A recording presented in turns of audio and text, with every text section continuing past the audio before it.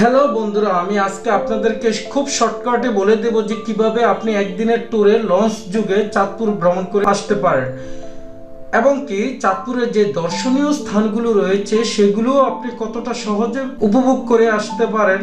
আর যে দর্শনীয় স্থানগুলোর মধ্যে অন্যতম তিন নদীর মোহনা, সেটাও কিভাবে উপভোগ করতে পারেন সেই বিষয়টা নিয়ে আমি আজকের এই ভিডিওতে তুলে ধরবো। তার আগে বলে নেই, চাঁদপুরকে বলা হয় ইলিশের রাজধানী। ইলিশ মাছের স্বাদ নিতেই অনেক মানুষ প্রতিদিন ছুটে আসে এই চাঁদপুরে। তবে শুধু যে ইলিশের খোঁজে এখানে আসে অথবা ইলিশের টানে আসে বিষয়টা তা নয়। এখানে অনেক সময় গ্রাম বাংলার নদীর যে আবহমান স্রোতধারা সেটা দেখার জন্য অনেক মানুষ ছুটে আসে এই চাঁদপুর। তাহলে কখন যাবেন সেই চাঁদপুর? শীত, গ্রীষ্ম, বর্ষা যে কোনো সময় বেড়াতে পারেন ইলিশের রাজধানী চাঁদপুর। তবে সব থেকে ভালো হয় ইলিশের মৌসুমে গেলে। আচ্ছা, কিভাবে যাবেন তাহলে চাঁদপুর আপনি অনেকভাবে যেতে পারেন।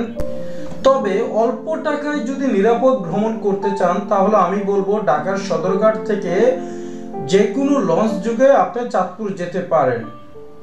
যেহেতু আপনার অনেকে ভ্রমণ করার জন্য যায়, তাহলে আমি বলবো যে ওপেন ডেকে নদীর সৌন্দর্য সহজে আরো বেশি দেখা যায় এবং কি আকাশ, নদী সবকিছু মিলিয়ে আপনার এই সৌন্দর্যটা এক অন্য রূপে ধরা দিবে আপনার কাছে। তাই জন্য আমি বলবো 190 টাকার টিকেটে আপনি খুব সুন্দরভাবে চলে যেতে পারেন সেই চাঁদপুরে। আর রাজধানী ঢাকার সায়দাবাদ থেকে বাস টার্মিনালে আপনারা প্রতি ঘন্টায় ঘন্টায় বাস পেয়ে যাবেন চাঁদপুরগামী। যেহেতু আমি এই ব্লগটি সাজিয়েছি লঞ্চ যুগে ভ্রমণটা, তাই আমি আপনাদেরকে লঞ্চ ভ্রমণটাই এখানে বিস্তারিত তুলে ধরব। তবে চাঁদপুর স্থলপথে যাওয়াটা খুব একটা বুদ্ধিমানের কাজ হবে না। চাঁদপুর যাওয়ার সবথেকে সহজ এবং ভালো উপায় হচ্ছে নদীপথ। প্রতিদিন সদরঘাট থেকে সকাল 6টা থেকে রাত 12:30 পর্যন্ত প্রতি ঘন্টায় ঘন্টায় লঞ্চ ছেড়ে যায়। আপনার প্রয়োজন অনুসারে যে কোনো একটাই উঠে পড়ুন। যেহেতু আমি যেই লঞ্চে গিয়েছি সেটা ছিল বুগদাদিয়া 7, অর্থাৎ এই লঞ্চটা ছেড়েছে সকাল 8টা 35 মিনিটে। যদি আপনি আরো সকাল সকাল যেতে পারেন, অর্থাৎ সকাল 6টা অথবা 7টা লঞ্চ ধরতে পারেন, তাহলে আপনার জন্য আরো ভালো হয় যে আপনি একটু বেশি ভ্রমণ করে ঘুরে আসতে পারেন। বিভিন্ন দর্শনীয় যে স্থানগুলো রয়েছে সেগুলো আরো বেশি সময় নিয়ে উপভোগ করতে পারবেন। আপনি চাইলে সকালে চাঁদপুর গিয়ে ঘুরে আবার বিকেলে ফেরত আসতে পারেন। আমিও অবশ্য বিকেলে ফেরত এসেছি। তাই জন্য আমি বলবো যারা ভ্রমণ করতে যায় তারা মূলত একদিনের ট্যুরে গেলেই যথেষ্ট। সাধারণত চাঁদপুরের লঞ্চ ভাড়া শ্রেণীভেদে 190 টাকা থেকে 3500 টাকা পর্যন্ত হয়ে থাকে। যাবার সময় লঞ্চের, ফেরার সময় সূচি জেনে নেবেন। যেই লঞ্চে আপনি যাবেন সেই লঞ্চে যদি আসতে চান তাহলে আপনি ফেরার সময়টা ওদের কাছ থেকে জানতে পারবেন।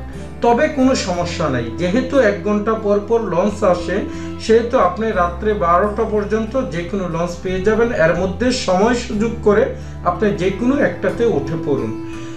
এবার আসেন বন্ধুরা, চাঁদপুরের দর্শনীয় স্থানগুলো কি কি রয়েছে। চাঁদপুরে বেশ কিছু দর্শনীয় স্থান রয়েছে, তবে সবগুলো দেখার চেয়ে আমি মনে করি যে আপনি চাঁদপুর শহরটা ঘুরে নিতে পারেন 2-3টা স্পট দেখে।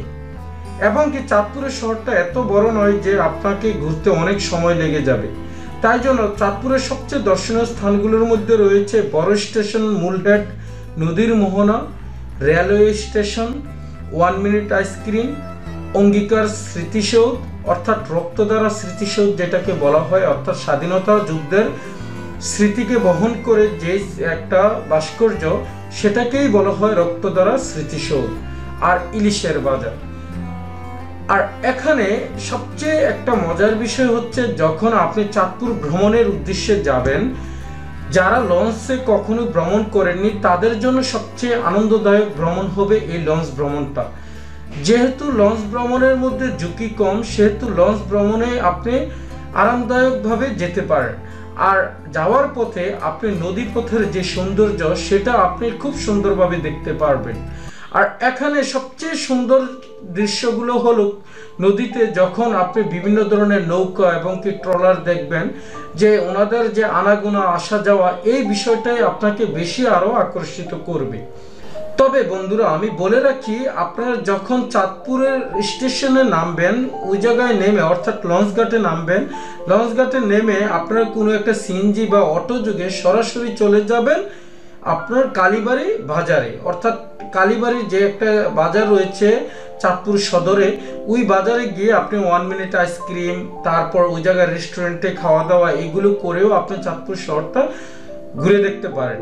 ওই জায়গা থেকে আপনি একটা অটো যোগে চলে আসতে পারেন বড় স্টেশন, 3 নদীর মোহনার পাশের যে বড় স্টেশন, এই জায়গায় এসে আপনি বিভিন্ন ধরনের দৃশ্যগুলো দেখতে পারবেন। অর্থাৎ রক্তদ্বারা স্মৃতিসৌধ বা ইলিশের যে ভাস্কর্য, এগুলো দেখতে পারবেন। এগুলো দেখে আপনি সাথে সাথে একটা নৌকা নিয়ে, অর্থাৎ 200 টাকা আপনার কাছ থেকে ভাড়া নেবে, আপনারা রিজার্ভ নৌকা নিয়ে এই 3 নদীর মোহনাটা, যদি নদী শান্ত থাকে তাহলে ঘুরে দেখতে পারেন, আপনার খুব ভালো লাগবে। বিকেলের সূর্যটা যখন ডুবু থাকে তখন এই দৃশ্যটা আরো ভালো লাগে। সবকিছু দেখে আপনি বিকেল 4:30টার মধ্যে রওনা দিবেন বড় স্টেশন থেকে একটা অটো যোগে চাঁদপুর লঞ্চ টার্মিনালের উদ্দেশ্যে। আপনার ভাড়া নিবে সর্বোচ্চ 40 টাকা। আর এটাও আমি বলে রাখি, হয়তো বলতে ভুলে গিয়েছিলাম, আপনারা কিন্তু কোনো নতুন জায়গা ভ্রমণরত অবস্থায় কোনো দোকান বা হোটেল বা রেস্টুরেন্ট থেকে খাবার দাবার খাওয়ার সময় অবশ্যই দাম আগে জেনে নেবেন। লঞ্চ ঘাটে এসে আপনারা বিকেল 5টা লঞ্চে করে আপনারা ফেরত আসতে পারেন ঢাকার উদ্দেশ্যে। আর আসার পথে যখন সূর্যটা ডুবু অবস্থায় দেখবেন, সেই দৃশ্যটা আপনাকে আরো বেশি আকর্ষিত করবে। তাই জন্য আমি বলবো, যারাই ভ্রমণ করার উদ্দেশ্যে যাবেন, তারা যদি একদিনের ট্যুরে যেতে চান, তাহলে আমি বলবো সকাল সকাল গিয়ে আপনি বিকেল নাগাদ ফিরে আসতে পারেন। খুব সহজে আপনি এই চাঁদপুর ভ্রমণটা উপভোগ করতে পারেন। ওকে বন্ধুরা, ভালো থাকবেন।